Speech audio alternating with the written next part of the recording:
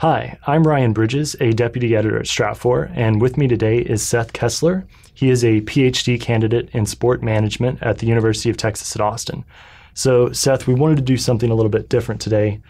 At Stratfor, normally we look at geopolitics through the lens of politics, economics, military, security affairs, energy, and that sort of thing. But geopolitics isn't just limited to those areas of our lives. And one area of particular interest to both of us is how geopolitics affects sports.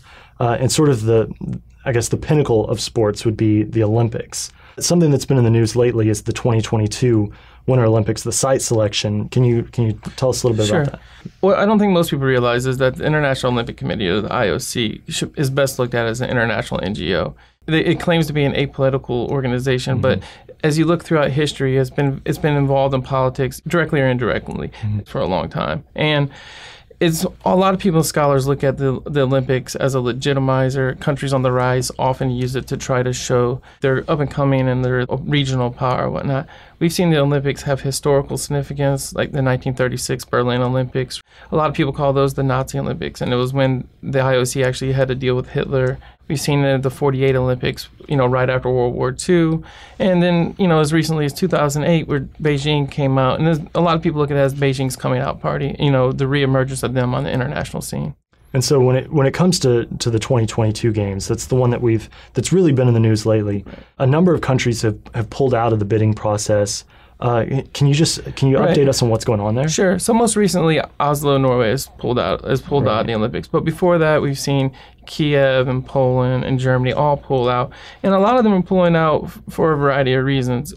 Pulling out because of the economic cost. The price tag on Sochi is around more than $50 billion. And they're not overly sold on the ROIs, like economically viable. So now we're down to Beijing again for 2022 or Almaty, Kazakhstan for 2022. And both of those are more authoritarian governments. And they, we've seen not a lot of public support for the Olympics in the other countries.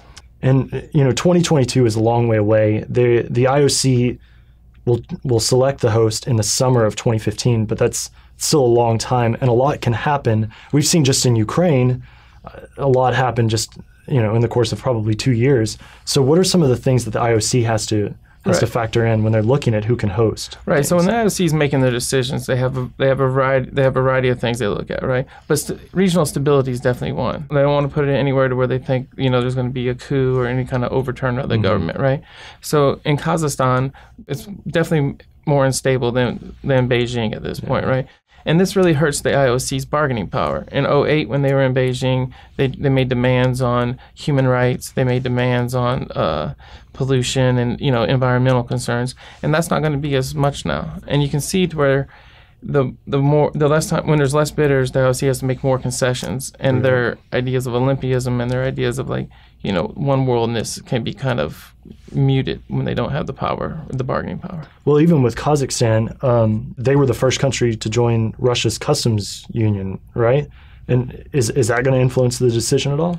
It's hard to say. I don't sit in the rooms with the IOC, and I don't know how they really come down to make their decisions. But regional stability is a major concern.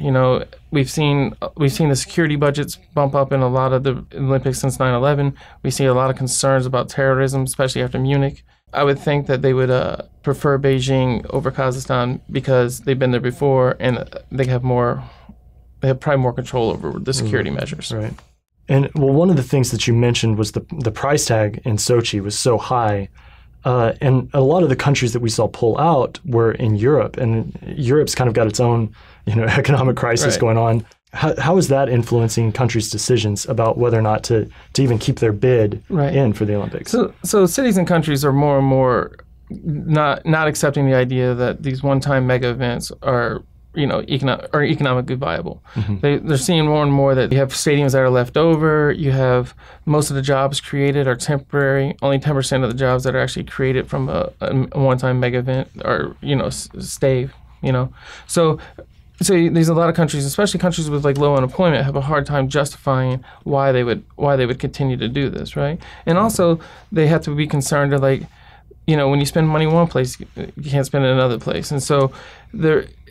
these are hefty price tags. These are billions and billions of dollars, and the more remote and the more places that don't have an infrastructure, the higher the price is going to be.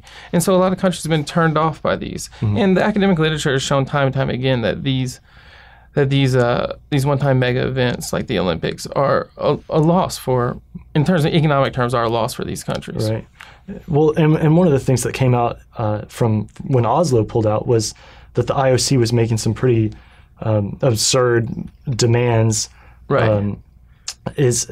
Is that a factor at all for some of these countries? Yeah, a lot of countries are also claiming that in addition to the economic concerns, the transparency of the process, the transparency within the IOC is, well, it's not very transparent, right? So they're concerned about how they're going to connect with them and how it's going to like play for them, So what the IOC has been trying to do lately, they're trying to introduce some revisions to their bidding process that allows for more transparency and a kind of a partnership with these host cities and countries versus more of a contract that they had and with all these demands. I mean, the IOC is often criticized for being very lavish and wanting to live the high life, and it's not and it doesn't play well, especially in countries that are having economic issues. Well, thank you for your time, Seth. It's something that we'll be following at Stratfor, and I know that you'll be following it as well. And I hope that we can have you come back next summer whenever the IOC's actually selected the city. That's all the time that we have. For more information, please visit www.stratfor.com.